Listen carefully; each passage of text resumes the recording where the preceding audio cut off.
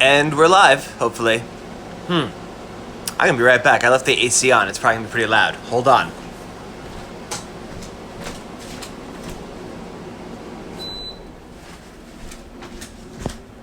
And I'm back. In case you just joined in between, like, hey, that's weird, it's just the screen.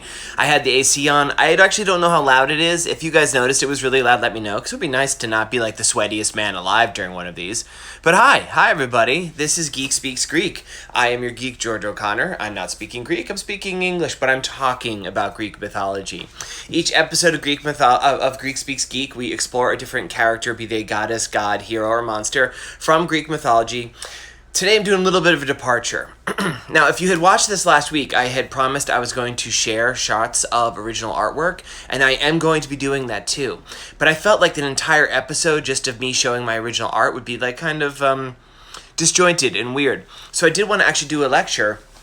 And one of the things that had occurred to me that I really should have done last week and just didn't do before we did the Epic Hero Week was kind of talk about like the roots of the Trojan War.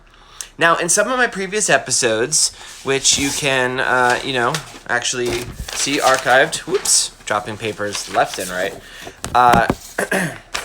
on my YouTube channel, youtube.com/user/George Olympians, I've spoken a little bit in some of the individual episodes I've done, specifically about Hera and Athena and mostly Aphrodite, about the roots of the Trojan War. I keep almost saying Civil War.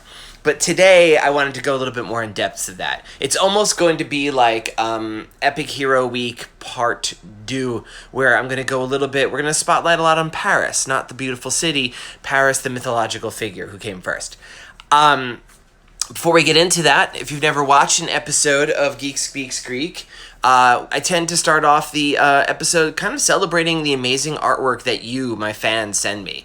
I am literally inundated with amazing artwork from amazing artists of all ages and stripes and working in different medium. We have people doing sculptures, we have people doing digital drawings, paintings. Lego has become quite the thing. There's my Lego version.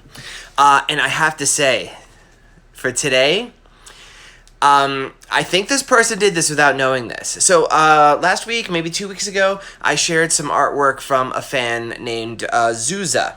And Zuza is someone who has literally grown up with my books, like had read it first when she was very young and then has returned to it recently. She's an amazing artist. She's sent a big long letter. I'm not going to read the whole letter. There's some beautiful poems in it, too, that she wrote, like amazing stuff. First, she drew this picture of Aeneas, drawn kind of Roman style, Roman dress with the Roman laurel wreaths and everything. It's beautiful. I love it. But this next piece, oh my God. Like I said, I don't think Zeus knew this. But, so clearly people know I am a fan of Greek mythology. I mean, that's what we're doing here. We meet 3 times a week and talk about this, and I this is my job. I also really love dinosaurs. Specifically, my favorite dinosaur is Triceratops. I know this is backwards. This is a book I did a few years ago. Like, I also do picture books and things. I do stuff beyond Olympians. Olympians just happens to be the stuff I'm best known for. I love dinosaurs. Probably my 2 favorite things in the world are dinosaurs and Greek gods. So, again, I don't think that Zeus knew this. Sent in a drawing of Hephaestus and Aphrodite, not just as dinosaurs, but as ceratopsians, which is the family Triceratops belongs to. Neither one of them is a straight-up Triceratops. Triceratops is the most famous. He's one of the big 3 dinosaurs, or the holy trinity of dinosaurs. Like everybody, even like your mom who doesn't know anything about dinosaurs, knows who a Triceratops is. These are of the same family. So Aphrodite is a Styracosaurus with like the multicolored frill. Now look closely. There's jewelry on all the horns.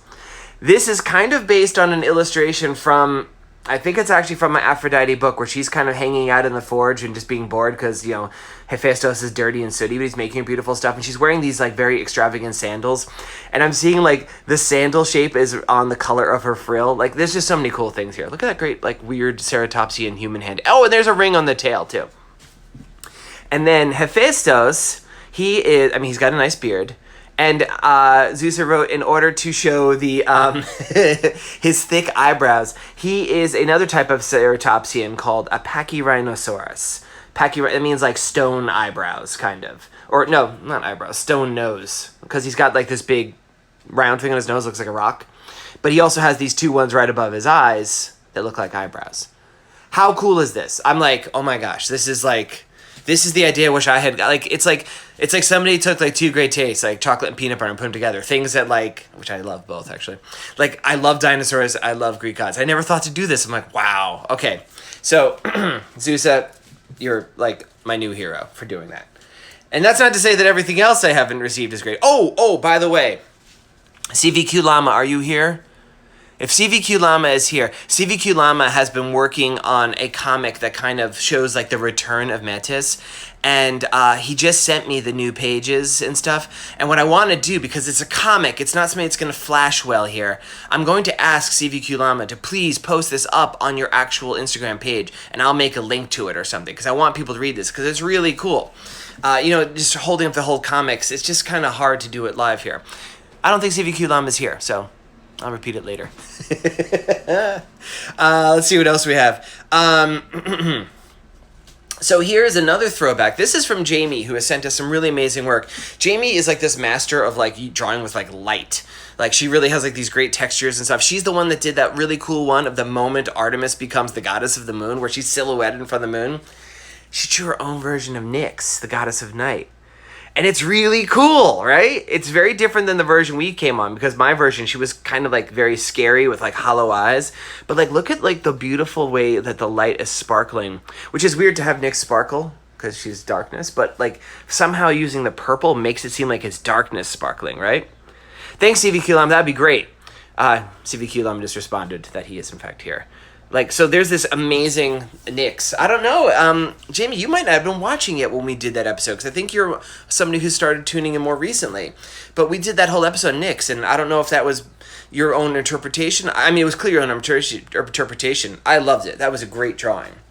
Now, here are some pieces from, this is from Little Cereal.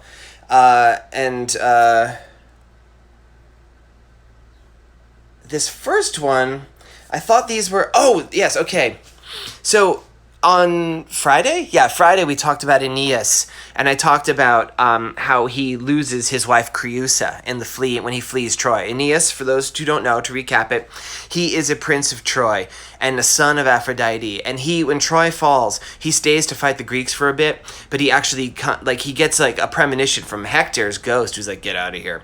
And this is the moment, I'm not sure if this is the moment when his wife Creusa is falling behind as they leave Troy the first time, or if this is, I think this is actually because the way he's reaching for her, he becomes aware. He gets his father and his son and his friends and these various people to safety, and he's like, I'm going to go back and save Creusa. And her ghost appears, and he kind of reaches for her, and she's like, look, this is not me, I'm a ghost, it's too late. And I think it's that scene. And that's kind of that's a really beautiful scene to show. And then this next one, I think this might be a portrait of Creusa. I'm not entirely sure. It's a really beautiful drawing, though. Look at that. Like, it's really nicely done. Little Cereal, you're very good. And then finally, here we have little Athena with her owl, Bubo. Bubo means owl. I guess Little Cereal just saw the original Clash of the Titans, where Bubo is he was a character throughout. Like, in Clash of Titans is very weird. I have very mixed feelings about it. Bubo is like this kind of like weird robot owl, and it's like acting at the behest of Athena, and Hephaestus makes it for her, but it's just a weird thing. But like, I think she's just having a moment with Athena and her owl, and that was really fun drawing, and thank you. Okay, so now we have Yehi. Yehi is Yehi does so much artwork. I don't know how Yehi sleeps. Like, she's in all full color, and anytime you can expect, there could be multiple pictures. So first, okay, I love this. Look at this Aeneas. He's like, hey, it's me, Aeneas. Like, first off, the colors are beautiful. I love, like, the kind of semi-chibi face he has here. And, like, again, the whole thing with Aeneas is, like, I kind of just duplicated the color scheme of his mother. He has the same skin tone, same hair color, same blue-green eyes. Even, like, his colors on his armor are the same thing. I love this. I don't know why this is so funny that he's just like, hi! Like, it's great. I love it so much. Okay, here is gosh, I think it was Friday. We saw like, he had started a comic where it was like the moment where Odysseus realized he was in trouble because we had talked about Odysseus on Wednesday, and it was the bit when he's gotten off the island of Calypso, but Poseidon creates the the wave and smashes his boat. And here's another moment. Again, look at these colors. They're so good. There's this huge wave picking up, and he's looking, it's coming over, and he goes, all right, I'm facing this. Such great comics. I love this. But then, actually, okay, I don't know if this is actually a continuation or just kind of a funny thing. It's surfing time. So all of a sudden, we could see way down there, that little tiny spot. That's like a little tiny Odysseus, and we see Poseidon surfing on his trident. It looks like Hades and Persephone, they're in a little boat. Hera's floating by in a cloud. Zeus is surfing lightning. I guess this is probably Thetis, but it might actually, no, looking at the wave, at the net coming off, it's probably Amphitrite, who is someone we designed on the show. Great job. And then they're all very funny today. I don't know why. Here's Eros looking kind of creepy, pricking his own finger with his love arrow and saying, I'll never grow up. Look scary. Again, the sense of color. My goodness, you are so good at this. And last one.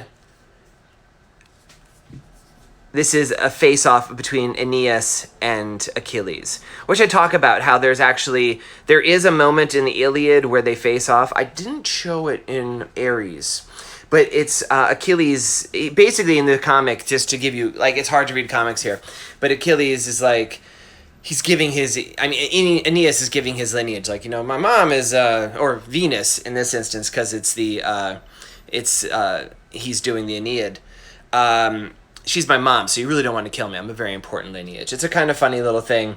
Let's see what else we have here. Oh, I'm sweating so much already, guys. Now, these are from Eleanor. Eleanor is somebody who's been sending us some stuff for quite a while now. Eleanor has this great energy when she kind of like attacks. Oh, why is it not loading up? Come on. Oh, maybe it is loading, but just partially.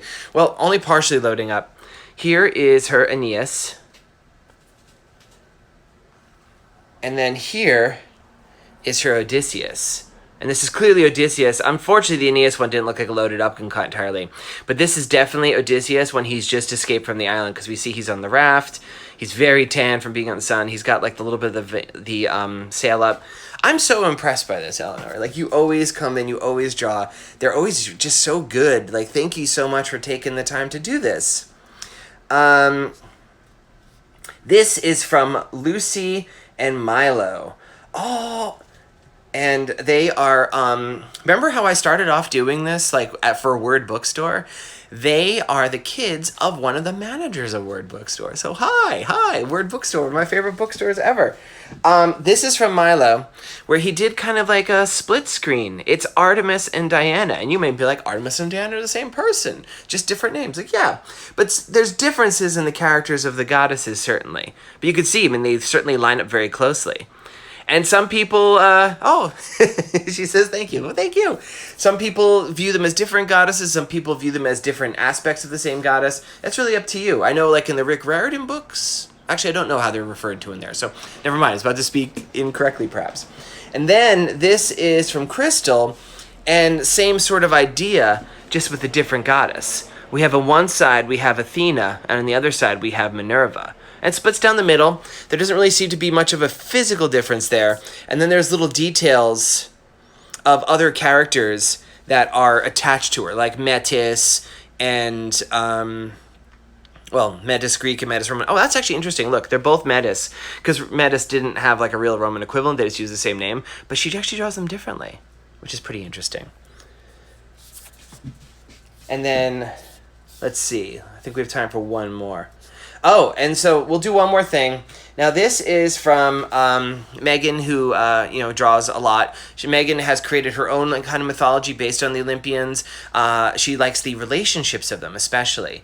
You remember she did a whole series of comics, kind of shipping together Hermes and Athena, and then they had a bunch of kids together, 3 daughters specifically, who were kind of a mix of their abilities and were really great and seemed like they should be real goddesses. And most recently, the saga has continued with Hermes adopting a turtle named George. I guess named after me, perhaps? I don't know. Maybe I'm being very presumptuous there. And this is a comic. Again, it's hard to read comics, so I'm just going to kind of talk you through it quickly. It's called Ares Gets Bit by George. Okay, I think this is the one where Ares gets bit. And so Ares is basically taunting George the turtle. And I love it because he's going coochie coochie coo. And Hermes is all like, I don't think you should be doing that because he's going to bite you. And Ares is like, oh, I don't care. And then, page locked. Okay. And Athena's really mad. She's like, stop insulting George. And it's really weird to keep saying George because I'm George. I'm sweating so much, sorry. And then here's the close-up. He's a good turtle, good turtle. Look at the face on George. And then chomp, crunch, ouch. And he goes, ooh, which is like a funny noise. And then he just kind of sits there as he's just digging on his finger, just biting him. And it's just really funny. And he's like, didn't I tell you? I warned you. And Athena's like, I told you, sucker. And, she's called him sucker before. That happens in Ares. And then he's just sitting there the whole time getting his finger bit. And they're finally like, all right, let him go. And it makes Athena love him even more. So that was some great stuff. Whew, I am so sweaty, guys. It's going to be rough doing this in winter. I might have to put on the AC. We might just have to hear it. But today, I'm going to have to, I don't want to run off again and do it. So today, what are we doing today? Today, I'm going to give some of the backstory. We just finished Epic Hero Week, which was actually 4 days instead of 3. Epic Hero Week was probably the most labor-intensive week I've ever had to do here because the epic stories, by their very nature, they're telling the stories from the epic poems. It was the Odyssey, the Iliad, and the Aeneid. There's so much details to cram in, and I was still giving you guys super duper light versions. In fact, I'm gonna have to go back and tell you some stuff that I left out in order for these stories to make today. But what I never did, when I should have done, and I realized it every time as I was talking, I never gave that background story of how the Trojan War began. And it would have been really good because there was always a point in every episode I'm like, I really should have talked about that. So today, as part of the lecture, which will hopefully be a shorter lecture because I do want to show you a bunch of original artwork and stuff so you can see how Olympians gets made. We're going to talk about the Judgment of Paris. And this isn't like looking at Paris and being like, the Eiffel Tower is overrated and I don't really like cheesy souffles. No, not that Paris. Paris was a prince of Troy, right? And the judgment, it wasn't him being judged. It was a judgment he was called upon to make. But I'm getting way ahead of myself here. I just dropped a pen. All right. Paris was a son of the king of Troy, Priam, and his queen Hecuba. Priam had children by a lot of different people, so that's why there's so many different princes, and then there's cousins and such like Aeneas. So the royal family was pretty sprawling, but his main children were the ones that we're most concerned with in epic myth are Paris and Hector. And Paris, he was like I said, Hecuba was his queen, and she had this kind of, as she was pregnant with him, she had this weird dream where there was he was represented by like flames, like a flaming torch, and she was so disconcerted, Hecuba. She's like, why am I dreaming about fire? And she goes to this seer, like this fortune teller in Troy. She's like, I had this dream. And there was just fire, and my son was represented as fire, and the seer uses his abilities to look into the future, and he's like, your son, if you have a child, this son that you're pregnant with, he's going to lead to the downfall of Troy. That's a really hard position to be put into, right? You're the king and the queen of this entire city-state, this entire nation of Troy, and this is your child who's yet to be born, but he's coming soon. And you're told that if he lives, that he will eventually lead to the downfall of Troy. And, this is tricky. This is ancient Greece. This is legendary Greece, mythological Greece. This sort of stuff does happen a lot. And maybe you're aware of the story of Zeus and Athena, or maybe we could bend fate. But they decide they can't. So the child is born, Paris. And It's a difficult choice, but Priam tells this guy Agellis, or Agellis, depending on how you want to pronounce it, who's a herdsman, just like a farmer. Like, well, not a farmer, a herdsman, like a guy who has a flock of sheep. He's like, just take him, and just leave him on the mountain. Leave him, expose him on Mount Ida. I can't do it myself. You have to. Actually, he doesn't want him to just expose him. He wants him to kill him. He's like, it's kind of like Snow White, like, give it to the huntsman, take this child off and get rid of it. And Agellis takes this baby and he carries him, and he's a cute baby, and he's like, it's a baby, you know? And he's like, I can't bring myself to stab this baby. It's a helpless baby. I don't care what the premonition says. And he takes it to Mount Ida, up to the top. The air is thin, it's cold, wild animals all over the place. He leaves the baby out. Now, we've seen this a lot happen a lot before, too, right? Like, I could think this is what happened. It's very similar to what happened to Heracles, who was exposed on a mountain. Very similar to what happened to Atalanta, which is left a mountain. So it's kind of the beginnings of a good hero story, right? And the similarities to Atalanta continue.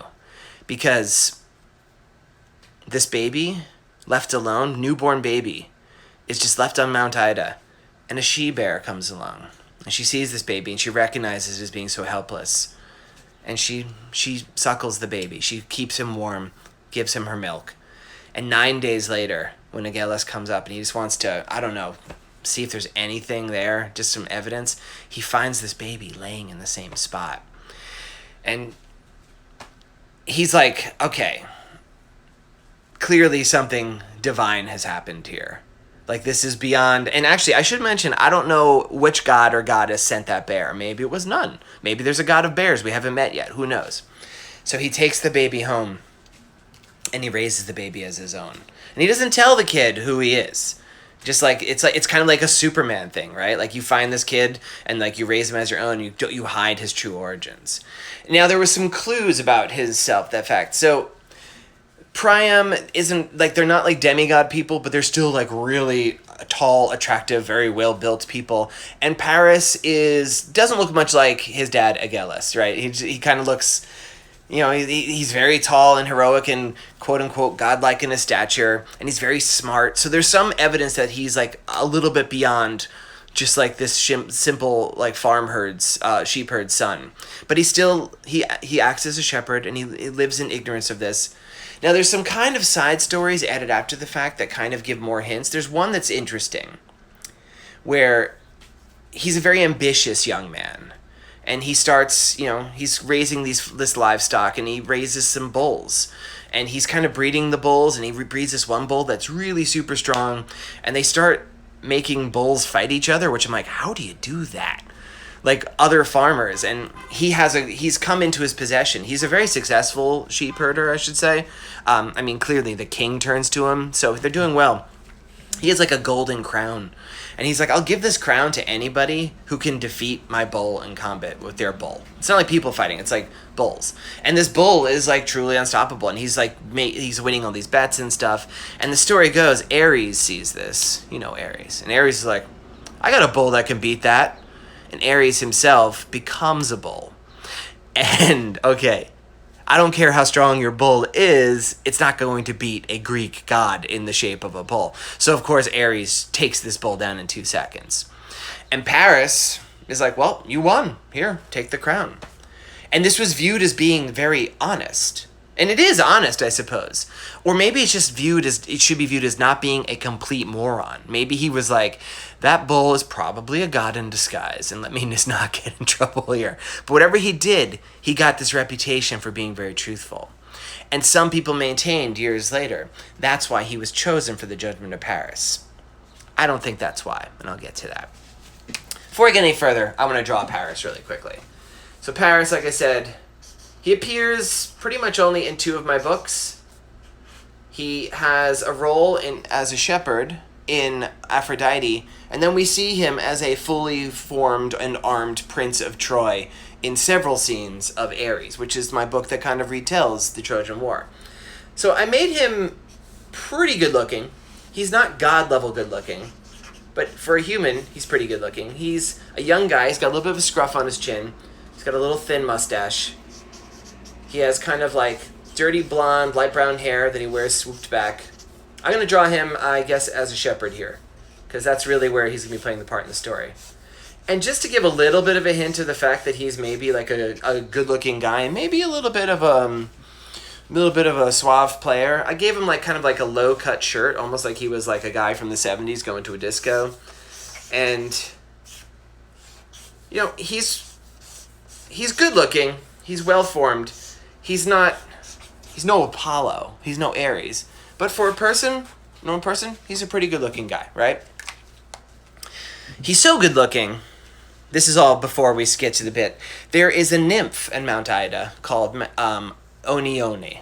I think that's how you pronounced it. Oh, it might be... no, it's actually Oenioni. Oenoni. I don't know how to pronounce it. Oenone. Ononi? Let's say Onioni. Okay, I'm saying it wrong. I'm just going to deal with it. She is a nymph of healing. And they fall in love. And they have like this relationship. And she promises him, you know... I love you, you love me. If you ever find that you need to be healed, come to me, and I will heal you. And Paris is kind of a dumb young guy, and he's like, yeah, of course, but he's not a bad person at this point. Well, the jury's out on how bad Paris is. And that's that. And he goes on, for whatever reason, like some sources say they get married, but he definitely doesn't seem to be married to later. I think maybe because she's a nymph and of a higher order of being, like maybe they are quote unquote married, but like they don't seem to be like living together, you know. She comes and goes and does her stuff, but they are in love and they have, times together. Then we're gonna shift gears. We talked about Thetis. Remember Thetis? She's one of the Nereids, one of the daughters of the sea, and she had a curse placed on her that if she were to have a child with anyone, the child would be greater than the father, which is something admirable. You want your kids to succeed you in life. But if you're Zeus, you view this as a threat. You're like, I am the king of the gods. I'm the boss of everything. If Thetis and I end up having a kid together, that kid is greater than me. Problem, that kid's going to overthrow me as king of the gods. We know Zeus lives in fear of this. And Zeus has a couple close calls. Thetis is a shape-changing goddess just like himself. And Zeus is a pig who goes after any pretty lady he sees. So every time he sees Thetis, she looks like a different pretty lady perhaps. So he comes down and he realizes, I have to take care of this situation so I don't accidentally have a kid with her and then get overthrown. Or you could just be a better husband, Zeus, but that's a story for another day. So Zeus marries her off to Peleus. Peleus is a king. He is immortal, a mortal, but he's not a god. So the child that results from this union is indeed greater than Peleus, but is in fact far below a god. And that's Zeus's plan. And that child is Achilles. But I'm getting way ahead of myself. But we heard all this on the Achilles one. Before they have this child, they have a big wedding. Zeus kind of arranges this whole thing. He's like, you're going to have a big wedding. And so, Thetis and Peleus invite all the gods. All the Olympians show up, Zeus, he's there, of course, Hera, even Dionysus is there, he's bringing the wine, Hermes is there, Athena, Artemis, Apollo, Aphrodite, I don't know, I'm Hephaestus, I'm going to list everybody. There's one goddess he doesn't invite, which we talked about in her episode, which you can see on that, I dropped it on the floor, didn't I? You can see on my YouTube. youtube.com/user/George Olympians. Eris, the goddess of causing trouble, the goddess of discord. And they don't invite her because they're like, we don't really need the goddess of causing trouble showing up at our wedding because she's going to cause trouble and we don't need that. So they don't invite her. But they're kind of in a damned if you do, damned if you don't situation because you don't invite her and she gets mad, and that's exactly what happens. So she shows up and she starts coming up with different ways to disrupt the wedding. She tries starting a fire and Hephaestus stops her. She's banging on stuff and Ares is really, just quit it, okay? And then finally she gets this brilliant stroke of inspiration. And she gets this apple, a golden apple. Because this is ancient Greece, and it's full of golden apples, and it's full of children being left on mountains to be exposed, being raised by bears. There's certain themes that keep coming up. And she yells to the crowd for the most beautiful goddess, and she throws the apple into the crowd. And what happens next, this is why I think Zeus engineered this. Zeus has a problem. And it's kind of encapsulated, it's really summed up very well by this whole idea of Peleus and Thetis. Zeus can't control himself, and he has tons of kids. And these kids, they vary from being kind of like lower level demigods, maybe someone like Helen of Troy, who we'll be talking about shortly, who seems to have a power of being actually as beautiful as a goddess. But she doesn't like seem to be like long-lived or anything like that. And then you have ones who are like Heracles, who is like ascends eventually, or Dionysus, who ascend to being actual Olympians at some point, even though they have mortal parents. And then there's ones like if he has like, you know, if he has relations with like a nymph or a minor goddess or a goddess or whoever, there's different, like he's overpopulated the world with superpowered beings. And eventually he's like, this needs to be thinned out. He can't do much about the other immortals, but those demigods he certainly can. And all this is engineered for what happens next. Because this apple rolls to a stop in between the crowd, and 3 goddesses reach for it simultaneously. Hera, Aphrodite, and Athena. I've talked extensively how I don't believe that this was really a beauty contest for any of them, because Athena clearly doesn't care about beauty, because she wears a helmet all day. You know, she's like, whatever. She's a goddess of war and strategy. She's also like a maiden goddess. She does not care about looking like good. Like it's insulting to think that she makes this beauty contest. It's insulting to think that for Hera, too. Hera has a lot of attributes and things that she's in charge of, but like caring about like something as petty as how good she looks. And also I should mention, they're goddesses. They're all perfect. They're divine beings. They're all as beautiful as can be. But Aphrodite, she is the goddess of beauty and love. So this kind of falls in her wheelhouse. And I can see how she actually cares about this without this being a diminishment of her character. But what it really is, when Aphrodite appeared, and I talk about this a lot in the Aphrodite episode, she upsets the power balance on Olympus. She's the goddess from outside the family. She's not related to Zeus. She's a self-made goddess. She literally creates herself from like bubbles and love. And she shows up there, and her power is to create relationships or to break them apart. And she throws off this power scheme, and Zeus is super threatened by her. Like, more so than any other goddess or god. She has the power, this dude who already falls in love every 2 seconds, she has this power to make him fall in love with anything. Like George the turtle, if she wanted. And he would bite Zeus, and it would just be, that's not a good relationship where you're just being bit by a turtle all day. She could have done anything, right? So he kind of sets up this conflict. Because also, Athena, his daughter, she was fated to overthrow him. We've talked about this a lot in these shows, she has all the tools to be the best king of, well, king is a gendered term, but the best ruler of, Lord of Olympus, let's say that. She should have been the new king of the gods. And then Hera, his queen, she's his equal, but she's smarter, definitely. And she is like, she's equal in power, and she's also like mad at him all the time. They spend all this energy fighting with each other. Like, there's really good reasons why he'd want all 3 of them to go against each other. And kind of this whole scheme is to set that up. And they all look at each other. They're all reaching for this apple, and it's just this moment of like, just even reaching for the apple, because it was announced for the most beautiful of all. It was like an insult to the other 2. It's like, so you're saying you're more beautiful than me. You're saying I'm not beautiful. And it becomes this weird thing. And they immediately demand, we need to solve this. And Zeus calls upon his ever-trusty assistant, Hermes, who's like, oh God, no, please. Which he probably wouldn't say that because he's a god. He'd be like, oh, me, no, please. He's like, don't make me do this. And he's like, hey, don't worry. I know who's going to help us judge this. And Hermes is like, please tell me, because I don't want to be stuck in the middle of this thing. I don't want Hera, Aphrodite, and Athena mad at me. My gosh, no. I'm the fastest thing there is, and I would still spend the rest of my life running. He's like, no. I want you to go over Mount Ida, and there's this shepherd. He's sleeping in a field right now. His name is Paris. Fill him in on some details. He's going to take care of this for you. And Hermes is like, Like, he knows what's up. He's like, okay, my dad's setting up some shtick. Like, he's got an idea here. And Hermes goes, finds this guy. Hermes, of course, god of shepherds, so it kind of makes sense. He finds this dude. He's, like, sleeping in a field. He's like, oh, it's pretty cool. I raise bulls or whatever. And he kind of fills him in. He fills in Paris. He's like, hey, so look, here's the deal. You're actually, like, the Prince of Troy. He's like, wait, what? He's like, yeah, don't worry. It's going to come back to you later. It's a weird thing. And we need you to judge a beauty contest between the 3 most powerful goddesses in creation. Paris is like... Paris should have been like, excuse me while I jump off the nearest cliff, because this is going to end badly for me.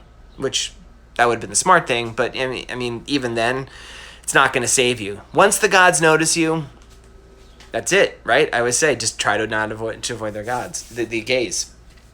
Hermes brings this guy, and he is set up as this judge of this contest. Let's just think about this. The three most powerful goddesses, including Aphrodite, who, as I've said, in my opinion, is not just the most powerful goddess, she's the most powerful god, goddess, everything. Like, she controls the power of love. They're set up to be judged by just this, like, okay, he's a prince, I guess, but he was a shepherd for his whole life. He doesn't know he's a prince. He found out 2 seconds ago. To judge this, it's crazy. And then, getting back to that idea I was saying, like, how do you judge a beauty contest, which is ostensibly what he's judging, between 3 goddesses who are all perfect?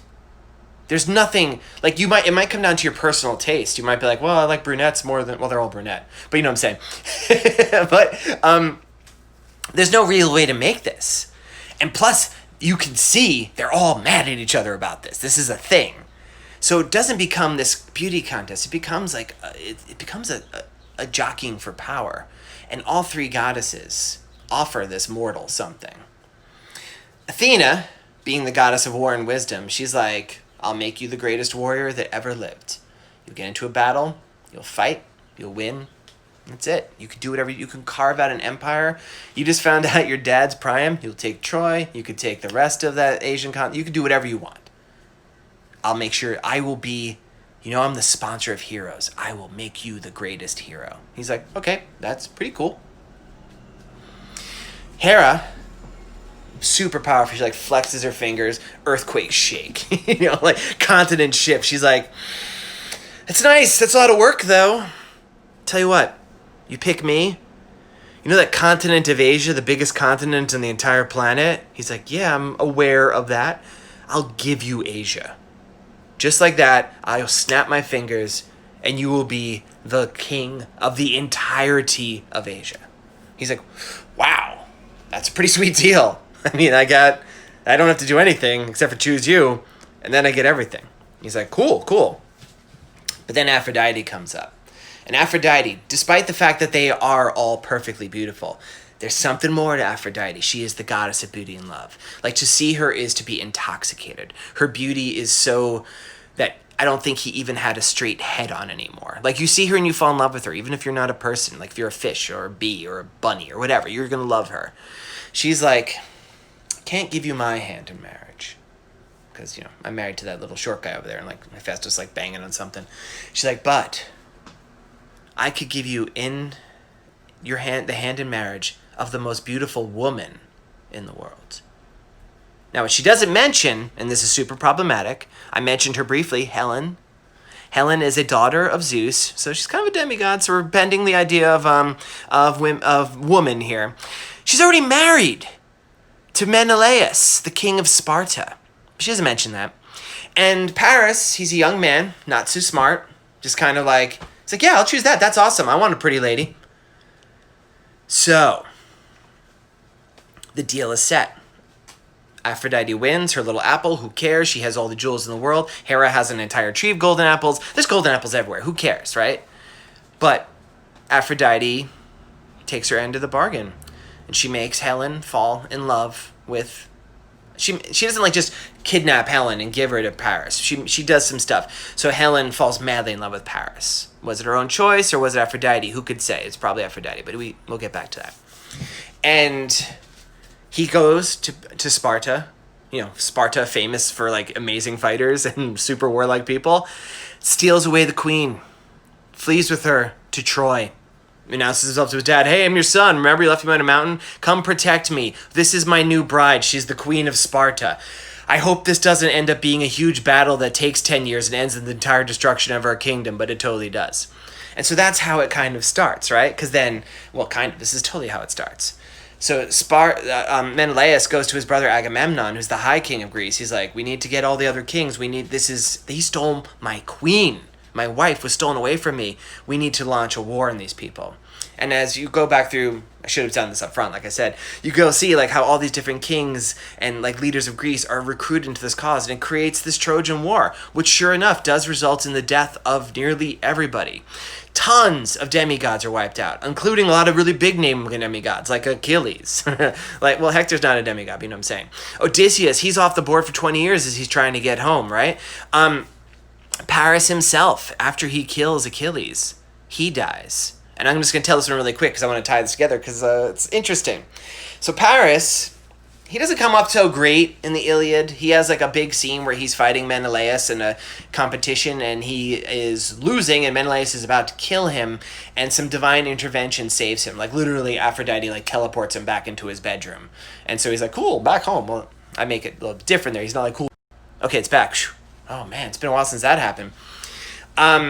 He's not the most heroic fighter, even though we kind of built up his early adventures. And he just one of those days, guys. Using his arrows, he kills Achilles from afar. Achilles, maybe it's his arrow. I mean, his heel. I like the idea he's more vulnerable other places, but he kills him. And then, so this is the part I left out. There is a guy named Philoctetes, who was part of the initial Greek voyage. And as they were marshaling their forces to come to fight in Troy, he's bitten by a poisonous snake.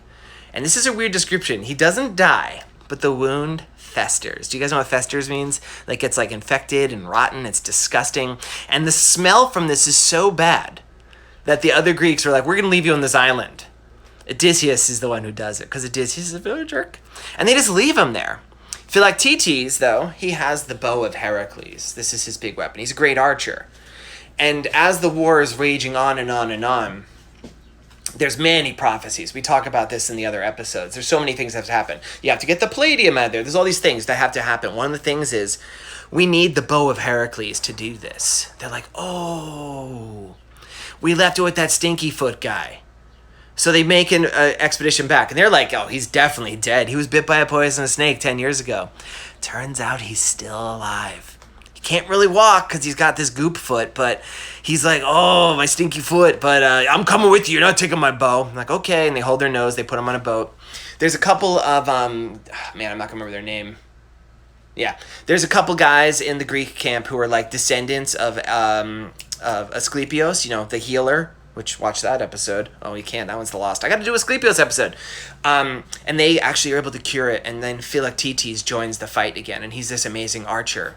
And he has a duel, an archery duel, which sounds horrendous, with Paris. Because Paris is good with his bow and arrow. He killed Achilles, the greatest Greek hero, right? And they fire arrows at each other. And Philoctetes hits him a bunch of times. None of them are vital. It puts out one of his eyes, hits him in the heel, which is like irony, hits him in like his bow arm, and he's wounded, but he's not dead. And they take him back. I think it's actually Aeneas is the one who carries him back into Troy. And they realize they need to save his life. And they're like, how can we do this? Like, we need a healer. And a priest of Apollo is like, you know what you should do? You should totally take Paris. There's this nymph that lives on Mount Ida named Anonioni, or however I decide to pronounce it. Anoni? I don't know how to pronounce her name. Which, remember, is Paris's first love. And so, Helen, actually, who we haven't talked much about, Helen is kind of like a pawn in these pieces. And her love for Paris seems true. Whether it was given to her by Aphrodite, or whether she actually grew to love him. Because I don't think Menelaus was a great lover for her. I don't think he was a good setup. He was very powerful, but he was too busy like, I chop with sword all day. And Paris was a good couple for her. And she did have feelings for him, I think. And she goes to this nymph of healing that lives on Mount Ida. And I don't know if she knows that there's a romantic history. But like his current wife, I don't know if they got married. His current lover shows up, Helen, and pleads with Ononioni. I'm just going to say the Oni, to her to save Paris. And she's like, no. Even though she had sworn, she's like, no, he left me. He left me for you. He cast me aside without even a second thought. He was given so many other options. He could have had Asia. He could have been the greatest hero the world's ever known. Instead, he chose the most beautiful woman of all time. It's you. And that's what he chose. She doesn't help him. And he eventually dies from his wounds. And that's the end of Paris. This is like kind of a weird Paris episode, I guess. So that's the background of the Trojan War. And remember, the important thing is, this is all pretty much engineered by Zeus. Zeus gets exactly what he wants out of this. And so whenever I talk about who the smartest gods and goddesses are, I don't often include Zeus as like one of the tops, but he's pretty crafty. This dude worked this whole thing out. And he even, if you think about it, he like tricks Hermes in this. He tricks Athena. Some of the smartest gods like don't really realize that they're playing along with this thing until he sets this whole thing in engineering. It's one of those things that makes you realize he's not a great dude, but he's probably a pretty good king for that. So, that did go a little bit longer. Please do Asclepius again. I will, because I realize I need to do Asclepius again. I'm going to pop off camera for a second, just a second. I'm going to get some original artwork from Olympians to show you, because we got a lot of questions at the end of last episode about how my artwork looks and stuff, and I'm like, you know what? I should really show you some stuff. So I'll be right back. Everybody enjoy this blank screen? Okay. I'm back. So I grabbed a bunch of stuff here. What I thought I would show you first, when I'm doing Olympians, I actually have to lay out all the pages first. I don't just start drawing a page and just draw one panel and hope it's going to work out. I'll lay the entire book out in small little formats like this. What you're actually looking at here, by the way, I'm going to flip through. This is Dionysus. This is the book Dionysus. So you can see these are actual pages. They're loose. Like, I don't bother drawing faces.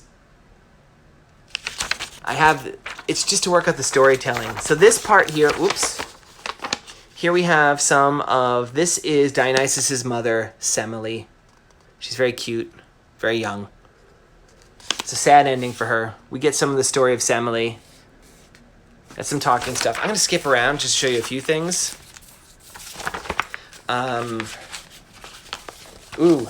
Here's a part. When Dionysus, he's a little bit older, and he's confronting this is the first time he's confronting this king. There's a battle army there. There's him riding his donkey.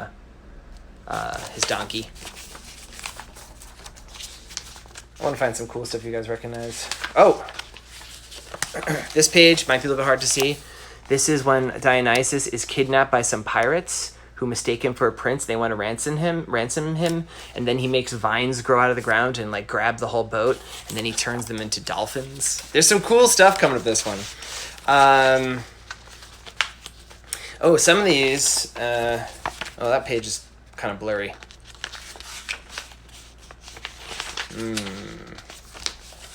Here is Dionysus. We have a little cameo. Like, it's hard to see because I didn't draw their faces in too much. He goes down to the underworld for a reason I won't reveal right now. And that's him actually meeting Hades and Persephone. And you can see Hermes is skulking about in the background. It's kind of one of my favorite scenes in the book. Somebody asked, please show us Hestia. So I'm going to actually show you... From the beginning of the book...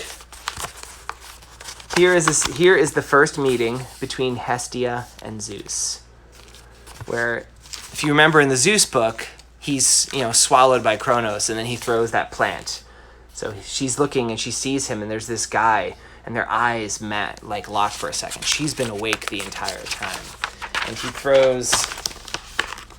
Oops, it's kind of hard to see. He throws his plant, and then the entire cosmos that she knows, the inside of Kronos, shudders, and everything is sucked out. And then she's left alone, and she sees, and she wraps herself in the flames, and she walks out. And this is the panel that you see from Zeus #1, the first book, where you see her walking out. Now, I have some other stuff I want to show you guys. I don't want to show you the whole book, because that would just ruin the surprise. It's going to be out soon enough, right? This is an actual... So first off, look how big. This is how big I draw, because I remember some people asking, how big do I draw?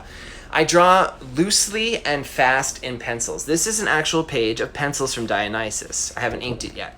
So up at the top, I'll show it up closely. We sing a little bit of recap of the Teutonomachy. There's Poseidon, two of the Cyclopes. There's Zeus. There we have Hades, and he's pulling Metis. There's Atlas, and there's Kronos. And you can see some of it's more drawn than others, and the words are in place. I actually draw the words in the artwork. I think it was he was asking about that. How I work out where the words go. I make this as part of the original layouts. It's really important. It's the most important thing you could do, honestly, is move your eye around the page with the words. Second panel, you can see it's a drawing of Mount Olympus. There's just a smear there or something. Last panel is actually a recreation of a panel we saw in Zeus too, where we see Prometheus leading the human survivors out of the ground. So some of that stuff is a little bit of a recap. Now this is funny. Phoebus Apollo 98, right? Yay, put Midas with his donkey ears. You're going to be very happy about some of the artwork I chose to show today. So I thought I would just grab a selection of pages from books. And rather than just grab some of the stuff is from books that you guys have probably seen. I'm actually grabbing some stuff from some Olympians books that you probably haven't seen. You're like, wait, what? There's more? Yeah, this is the thing. Like, everybody knows the 11 books that are out, but there's been other Olympian stories in other sources. First, I had the picture of the Minotaur I drew. This is the pin-up from Poseidon. Thought it was pretty neat. I'll get up close. It's, I draw it, like I said, with a type of pen called the G-nib, and then the black areas I color in with just a paintbrush. Like I dip it in ink. It's like actually old school dipping stuff. Oh no, don't fall on the floor. Then I thought I would show you a selection of pages from Hades. So you can see what like the pages look like when I'm done. And you can compare it if you have a copy of Hades at home, you can take a look. So here is, I think this is page like maybe 10. It's the first time you really see Hades. We're doing a slow zoom, a tour of the underworld, and we kind of see him sitting alone on his throne of ebon. And there you get a close-up of his face. And again, look how big it is. Like, this is like, to give you a sense of scale, let me hold up one of the Olympians books. Like, it's easily twice the size, if not more. I draw really big so that it shrinks down and looks really good afterwards, right? Like, better than it does big. Here's a bit of the sequence when Hades is carrying Corey off to the underworld. They shoot over the cliff. You'll notice I don't actually draw in the panel borders. You can see them very lightly there, maybe in pencil. I actually do that part in the computer afterwards, so it's perfectly straight.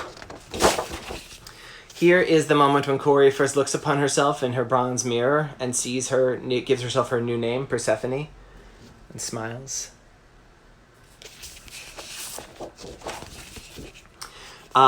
Here is Persephone and Hades viewing the legions of the dead. I didn't want to draw every single dead person, so you see some of these little circles. But like this panel, it's pretty full of dead people. That took a while to draw. And you can see like all the word bubbles and stuff are in there in place already, but the borders are not. Here's the scene where Hades and Persephone see the violets that he has created for her. And you can see, she's beginning to fall for him. Look, their hands are so close to each other. Probably my favorite panel in the entire book. Demeter rushing with the cryosaur, yelling at Zeus, "I may not be able to kill you, but you'll wish you were dead." And she swooshes right at him. Like, you can even see cuts the tip of his skirt. And all the gods are like, "Oh, what's going on?" And Hera's like, "Oh, what did Zeus do now?" And the big reunion scene between Demeter and Persephone. She's crying. She's got the violet in her hair. So I'll hold it back a little bit so you can see it. They look different without the panel borders and in color, right? It's weird. It's like, and sometimes I'm almost very resistant to share my artwork for that very reason, because like it doesn't read the same way. But these pages, one of the reasons I grabbed them, frankly, is there's a lot of detail. It kind of holds together even though the panel borders. And here's the final page of the book where we see the two of them on their throne together. Again, with all the word bubbles in place and stuff. I'll zoom in so you can see. Now, I grabbed a bunch of stuff here, but I see I'm running out of time, so I'm not going to show you all this stuff, at least not fully. I forget who it was. I think it was Phoebus Apollo mentioned the idea of Midas with his donkey ears. I actually have told that story. I've mentioned this before. If you go to my website, georgeoconnorbooks.com, I actually have a small comic there. It's like 5 pages long. It's the only place to get it. You add your name on the mailing list, and you get sent it automatically. It's the story of King Midas's ears, and here's the original artwork I did for this. It starts off, it's being narrated by Athena. You can see the last panel here was just words, so there's just nothing in it. And it tells the story of King Midas, how there was a music contest between Apollo and Pan. And Apollo plays his beautiful music, and he's like, And Pan plays his beautiful music, and then King Midas chooses Pan as the best musician, which Again, it's just not a great situation to be in, but Pan probably won't kill you. Pan's like, yaha, yay! And then Apollo, look at his face. He's like, what? And so he curses King Midas, and we don't see what happens. King Midas stumbles back into town, and he's hiding out in the city, and everyone's like, what's wrong with him? He's wearing this ridiculously huge turban on his head, and everyone's like, what's going on? They're making up these different theories about what's wrong with him. And he gets his hair cut, and you could see that Apollo gave him the ears of a donkey. and the hair cutter who cuts his hair is like, oh my god, you have donkey ears. And it's the craziest secret ever, and he has to tell somebody, and he doesn't know who. So he goes out of town, and he digs a hole, digs it down deep, and he whispers into the hole, King Midas has the ears of an ass. And then he buries it up, and he's like, whew, he got it out. It's okay. But unfortunately, the river overflows, and reeds grow up in its place, and where he buried these words. And every time the wind blows over the reeds, it sings a song. It plays music, just like the flute of Pan. And it says, King Midas has the ears of an ass. King Midas has the ears of an ass. King Midas has the ears of an ass. And he gives up. And that's the story. If you want to read the comic with words and not me just telling it and pictures and not like wobbly, go to my website, georgeoconnorbooks.com. Put your name in the mailing list. You get sent it automatically. One of the Olympian stories that nobody really knows about because it's kind of hard to find there. The other thing, there was a book called First Second's Book of Fables. First Second is the publisher that publishes Olympians, and they did a book with a bunch of different cartoonists of different fables. A lot of them were Aesop's fables, a lot of them were fables from other cultures. And when they did it, the editor, this really talented guy named Chris Duffy, asked me to do a series of Hermes fables. Hermes is the god of fables. He appears in more fables than any other god. So I drew these comics. These are a bunch of Hermes from Olympians comics that the only place you could find them is in this book, Hermes Fables. First Second's Fables. And this is some of the artwork. This is one of the ones, and there's a lot of stuff that's still in pencil here because I drew it separately on computer on a different sheet of paper. And this is the Hermes and the man who stepped on an ant. That's a fable. And so, I kind of want to do a dramatic reading this one, but it won't hold together. Now, the artwork for this is done a little bit differently than I do for the normal Olympians books. Remember how I said when I do the normal Olympians books, I use a G-nib pen and then a paintbrush to color in the bits? Everything in this is done with a paintbrush. It's all just like a thin paintbrush. So the lines are a little bit thicker, maybe. A little bit more sinuous, if that's a word that I can get away with using. This is the story of the Hermes and the woodcutter. This one's pretty long. So if you're a Hermes fan like me, this is definitely a book you could see if you could find online, for a library copy or even buy. But there's amazing cartoonists in it, people way better than me. But there's 4 new Olympian stories that you only find there. 2 of them are only 1 page, but maybe there's 5. There's a few ones that are only 1 page, but then there's some Hermes and the Woodcutter is pretty long. Look, there's a little cameo appearance by Dionysus. This guy looks just like Shaggy from Scooby-Doo.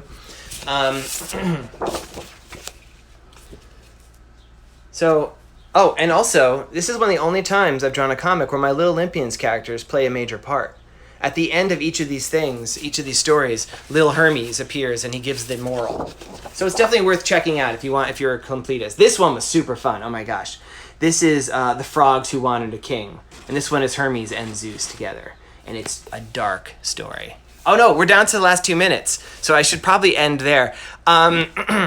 So thanks for bearing with me in what was a pretty disjointed episode. We covered the story of Paris. I showed you a bunch of artwork.